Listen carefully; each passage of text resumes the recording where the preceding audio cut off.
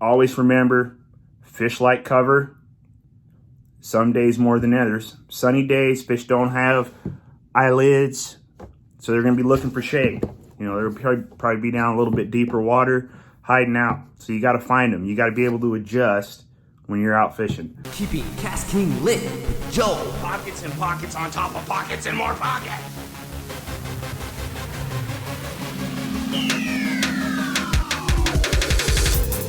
Keeping KastKing Lit with Joe.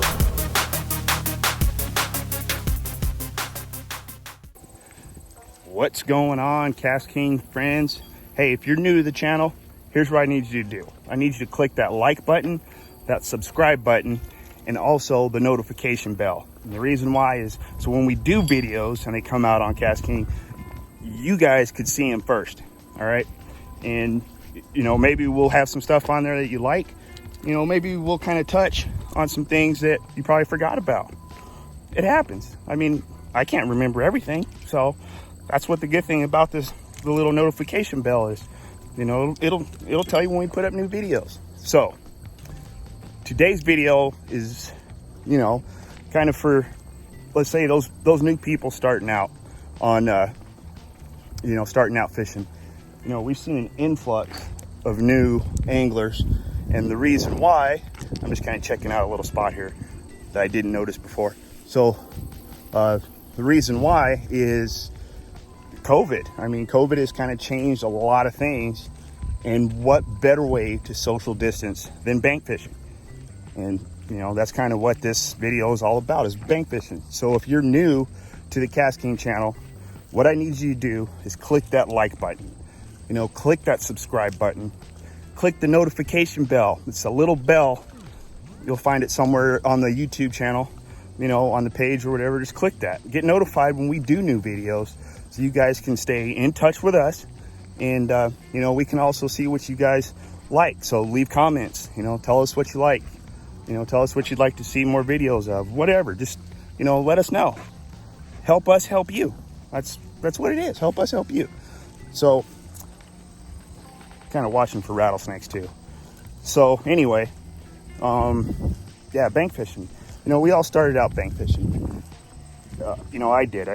Growing up, I didn't have a boat or access to a boat, so that's how I started, bank fishing. And bank fishing is so much fun. You get out, you get a walk.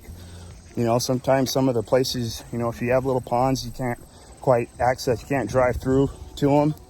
You know, so you just walk to them. You know, it gives you out to see nature and everything. You can do it from a boat too, but hey, that's what bank fishing is all about. You know, you get to beat the bushes, so to speak. So, you know, I am a tackle junkie.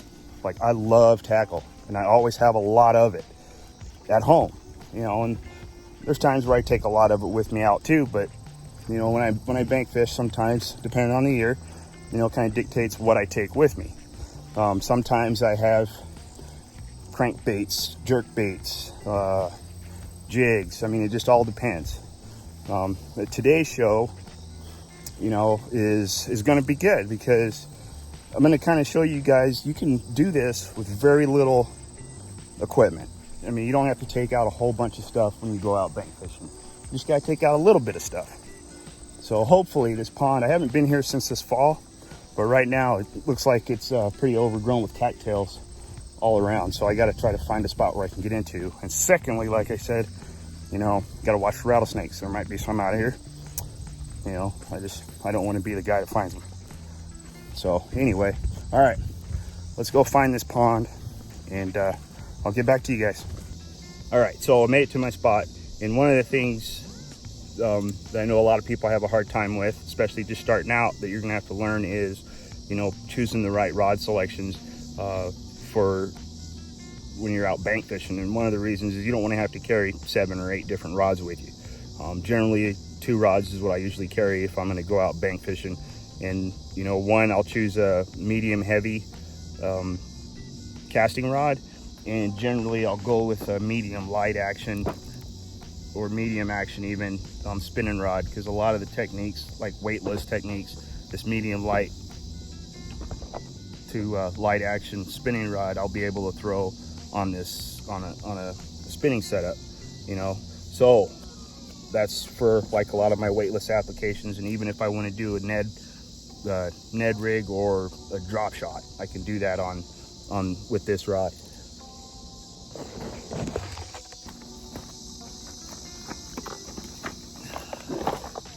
So, yep. So these are my rod selections. Something casting rod, medium heavy. You don't have to use a casting rod if you're not familiar with using bait casting equipment. You can go with even a spinning, medium heavy spinning rod and kind of achieve the same thing. I just prefer using casting rod, so that's what I use. And the other thing, like I said, is use a medium. I use a medium light to light action, just a little bit depending on the situation. Spinning rod, and the reason spinning setup, and the reason why I do that is for a lot of my weightless presentations. And even like a weightless fluke or a weightless Neko, anything like that, I can use the medium light, and I can also drop shot on this rod if I so choose. So when it comes to tackle, there is, like I said, I am a tackle junkie and I have a lot of tackle. So bank fishing, you really don't need a lot of tackle. I guess you can take how much ever you want, but I can fit what I need in my little backpack, and I'll show you guys that here in a minute. But for right now, since it's summer, I don't know if this can be considered dog days of summer, but you can see in my, try to hold that up where you guys can see it, in my little tackle box. Hopefully I don't drop stuff out of it, but you can see, I'll flip the camera around here. All right, so you can see in my tackle box kind of what all I have in there. I mean, I don't have a whole bunch of stuff. I've got some worm hooks there, some couple of jigs in there, got some tubes right there, weights, swivels, drops out weights, whatever. Bobber stops are important for Texas rigging, and Carolina rigging. I got some shaky heads in there. Definitely need the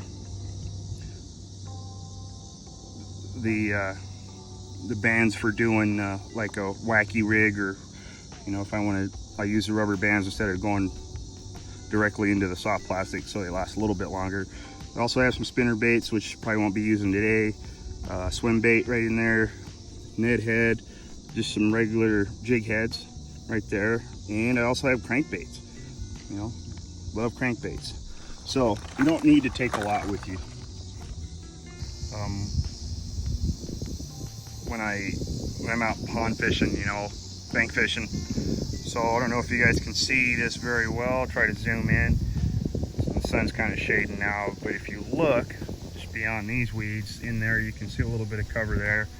And then right in front of me, even here, so you have weeds that are growing up, and now that the sun's going behind the clouds, what usually happens is when it's sunny, fish don't have eyelids, so they tend to hide out in that kind of stuff, when it's really, really sunny. So all I've been doing is casting kind of out past it, and with the Texas rig that I'm using, I'll kind of show you guys. Let's see if I can get it down here so you guys can see it. And now the wind's picking up, but you can see. Let's get over here so we can walk and look here. So now the wind's picking up, so you can see here that I do have a Texas rig, and I do have a bobber stop on it right here, but it's not pegged. I don't have my weight pegged. So what that's allowing me to do is, by that not being pegged, the weight will fall down, slide down, go down first, and the worm will kind of slowly start falling. And what I also like doing whenever I Texas rig is I always like putting kind of a stopper or a bead down towards the bottom, and the reason I do that is just so my weight's not constantly banging on that knot, weakening out my knot. So I've always done that. Even when I catfish, I do it. Like I said, just so that weight's not banging on that knot and weakening that knot out. All right, guys. So thanks for watching, and I hope you had fun today on the adventure. Bank fishing. For you new anglers, don't give up. And I will tell you straight from the heart, the struggle is real. That's why they call it fishing and not catching. So always remember, fish like cover. Some days more than others. Sunny days, fish don't have eyelids, so they're going to be looking for shade. You know, they'll probably be down a little bit deeper water, hiding out. So you got to find them. You got to be able to adjust when you're out fishing. And yeah, just don't give up. Just keep trying. You know, you'll catch them. Some days you're going to catch them, some days you're not. But every day you go on the water, make sure you learn something. You know, pick something up. That's kind of what I do, because you're never too old to learn, and I'm not really that old.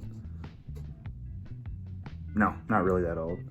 And, you know, stay tuned for the next episode. I don't know what I'm going to do yet, but I guarantee it's going to be fun. And you'll even be able to do it when you're out bank fishing, okay? So, stay tuned. And remember, like, subscribe, and click the little ding, ding, ding, the little bell. Get notified. I'll be back. Oh, yeah, I'll be back. With a new adventure. See ya. I'm out.